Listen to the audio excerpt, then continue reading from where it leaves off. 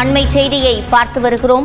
தமிழ்நாடு ஆளுநரை நீக்க கோரி வழக்கறிஞர் ஜெய்சுகின் தாக்கல் செய்த மனு தள்ளுபடி செய்யப்பட்டிருக்கிறது. ஏற்கனவே இது தொடர்பான வழக்குகள் விசாரணையில் உள்ளதை சுட்டிக்காட்டி இந்த மனு தள்ளுபடி செய்யப்பட்டிருக்கிறது. கூடுதல் விவரங்களை செய்தியாளர் சுசித்ராவிடம் கேட்கலாம். சுசித்ரா, முழுமையான விவரங்கள்.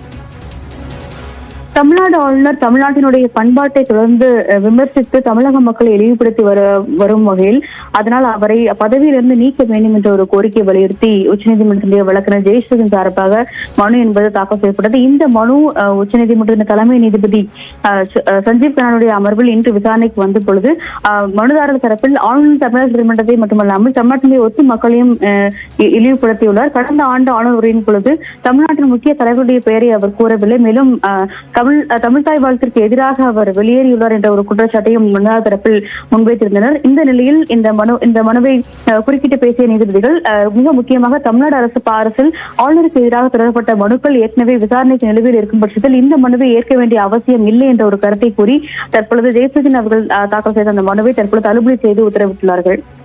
விவரங்களை வழங்கியமைக்கு நன்றி சுசித்ரா.